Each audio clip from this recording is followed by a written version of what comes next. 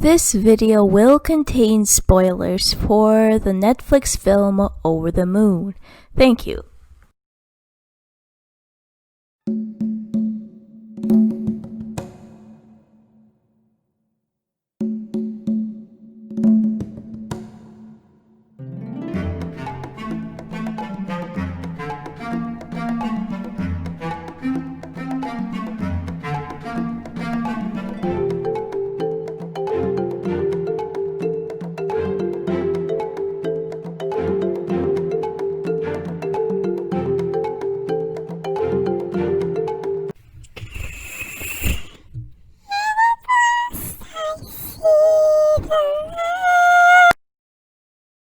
Cinnamon!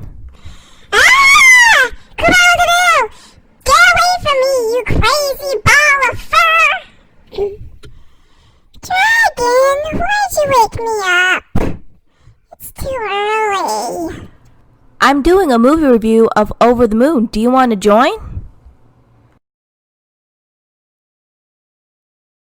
Ooh! The one with the rabbit, the Chinese fable? Come in!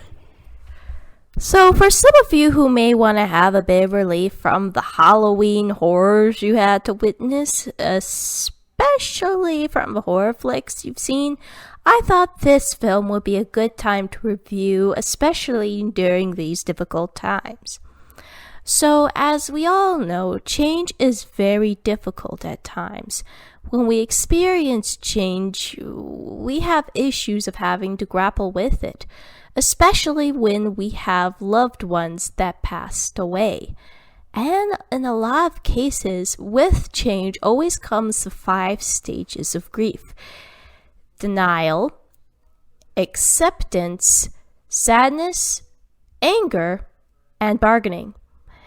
In Over the Moon, I definitely felt like this film was worth talking about because not only does it involve a Chinese culture, but it also focuses on some concepts about how to deal with moving on after losing a loved one, as well as some of the changes that go with it. Over the Moon was also created by a special group of artists that you may be familiar with in terms of Beauty and the Beast, the visual artists who also have done The Little Mermaid, and so on. And in some cases, it definitely comes off a little Disney-ish, but in this review, it definitely has a little bit of a standalone portion.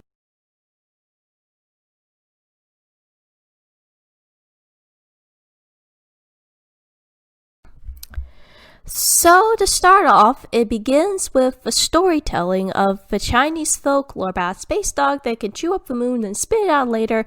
And then we have Chang'e, the moon goddess of this film, who was separated from her lover after accidentally taking some immortality pills. And for a while, Fei Fei and her mother always enjoyed those stories. And they had a happy life running the mooncake store along with her father.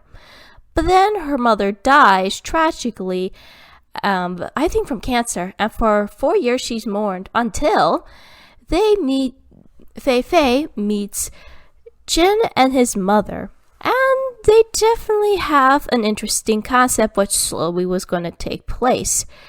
And of course, there is a bit stand-up-ish of the wall that Fei Fei has over Chen, and he definitely comes off as like your typical boy who's eager and ready to make havoc whenever possible. So, during the family dinner, Fei Fei finds herself being very standoffish about the mother, Chen's mother, coming into play, as well as her dad getting along with Chen's mother.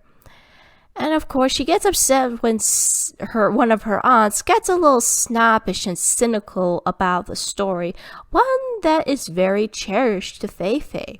So of course, she gets a little apprehensive and gets really upset and leaves. To make matters worse, Chen drops off the biggest bomb by announcing that her dad and his mother are going to get married. And of course, Fei Fei gets really upset about this. And you can't exactly blame of how she feels. She's been mourning her mother for 4 whole years. And then her father suddenly goes up and decides to date this woman without her knowledge, and then does basically takes a very long time to announce the marriage. So of course she's upset about it. So in order to fix things in Fei Fei's mind, she decides to head over to the moon goddess and try to get proof about the moon goddess with a camera and building a rocket, which she managed to make pretty interestingly well. She definitely had thought through of how to set it up. But of course, Chen stole into the rocket and the two of them nearly die, but thankfully the moon goddess, brings them over to settle things. And then, of course, one of the best parts of this film was the introduction of Lumeria. It's a very interesting mix of like a sci-fi-ish fantasy town because this is taking in space, but yet holds some sense of a Chinese culture, especially with the red lions. So Fei Fei, Bungie, her rabbit, and of course, Chen go over to see the goddess of the moon, Chang'e. And of course, in the beginning, Chang'e sings one of the songs, Ultra Luminary, and comes off as a bit of an arrogant snob who is obsessed with nothing more than to get this supposed gift. And as a subplot to this plot, we also have the rabbit Jade. The Jade Rabbit, some of you may be familiar, is the immortal being who helps the goddess out whenever possible. And of course, there is a little bit of a subplot with Bungie falling in love with the Jade Rabbit. I know! The relationship, even though it's beef, was so cute! I mean, Bunty and Jade! Oh, it's just so romantic! Yeah, a little bit of a Lady and the Tramp sort of deal. Anywho, then Fei Fei goes off alone after feeling so frustrated with Chen's annoying behavior and somewhat incapability of helping her whenever possible. So along the way she meets Gobi, who also got in trouble with being banned from the palace because he sang a song about moving on, which definitely gives a strong parallel to both Fei Fei and the goddess. Along the way, she definitely learned slowly and surely of what the gift is. They managed to arrive and bring the goddess the supposed gift, a piece of a jade necklace, and try to see if they could bring back Hou Yi, the archer that she was in love with for thousands of years before he died. And then Fei Fei decides to try to help out the goddess with her own sorrow, and before long, the two were able to head home. It wasn't easy, but they managed to get through it. So overall, I felt like some people may say that the plot has been overdone and corny, but I felt like there were some cases where it stands out alone, mostly because, unlike most films I've seen, with the exception of Song of the Sea, they managed to incorporate another culture's mythology into the story and how to express the themes of loss, love, and how to move on with life. And it's a very difficult thing if you think about it. And I feel like there would be some things that I mentally hand palm at, like Fei Fei trusting the chickens too quickly because you know she's smarter than this. Why would she let herself do that? And I also felt like it definitely incorporates the strong themes about how to deal with the pain. I even appreciated of how Fei Fei's story was having a strong parallel to the goddesses. It definitely shows of how sometimes the antagonistic characters aren't always going to be physical. And what I've previously learned is that antagonistic forces can be both physical and emotional. In this case, in the plot, the real villain was just sorrow and grief, because Fei Fei and the goddess both had issues moving on with their lives and having a hard time trying to let other people in. So overall, I think like the plot is very good, not enough to rival some of Disney's films, but seems to be a little better compared to remakes.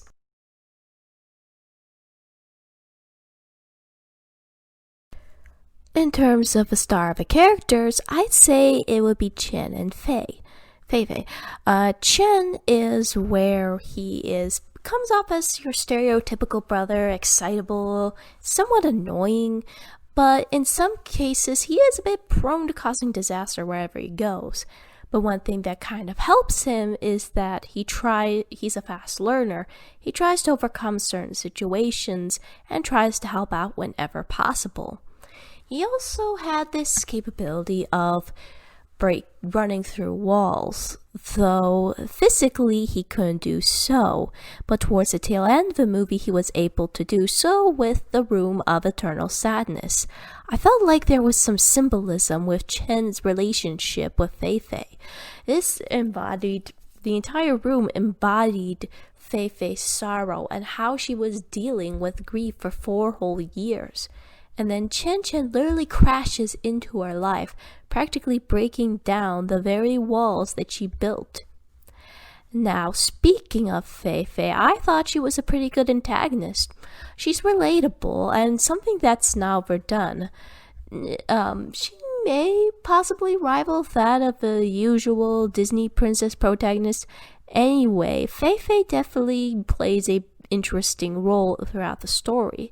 She deals with her own sense of grief that her mother, and her father have been through a lot together, and losing her mother definitely made her want to shut down and hold on to her dead tighter, while dealing with the fact that she too has been lonely for 4 whole years.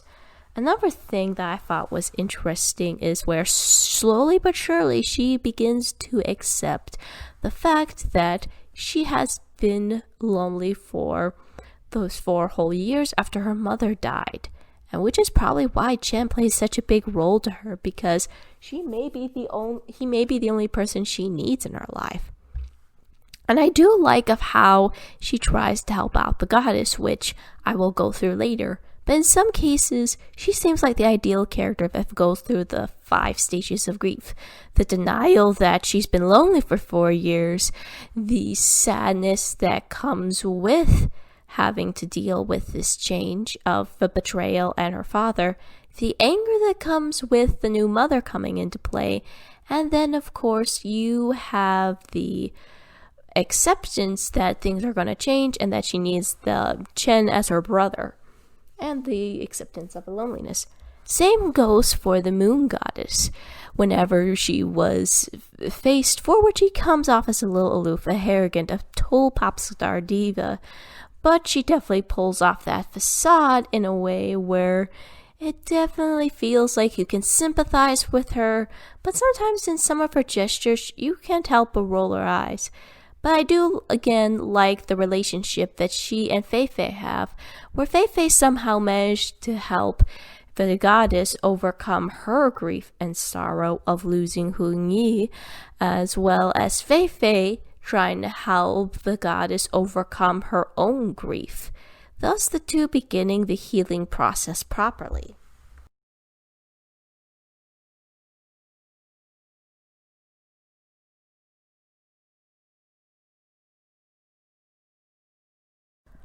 Ultra Luminary has definitely been a very enjoyable song. It definitely has a very strong and catchy tune that definitely makes you want to get down and dance. I could so imagine so many animatics coming out of YouTube after this. But anyway, it definitely gives off a strong ideal about the moon goddess's character and how she'll definitely play a bit of a role later on. And then, of course, we have the song Rocket to the Moon. We have, in this movie, we have 2 versions of it.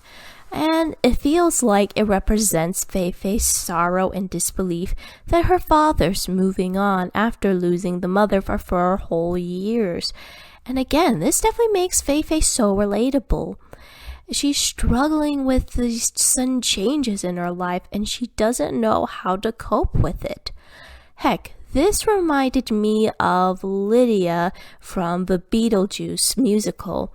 She didn't like the fact that her father was dating another woman who was also happened to be her life coach. So she gets very upset about it and feels like her father doesn't care about her mother anymore, and that they're better off forgetting about her and never mentioning her again. And this is definitely where this becomes a two-way street for the both of them. But this is why I also appreciate Rocket to the Moon, because it represents Fei Fei's longing. So, overall, I feel like Over the Moon is a very great film. The visuals are nice to look at.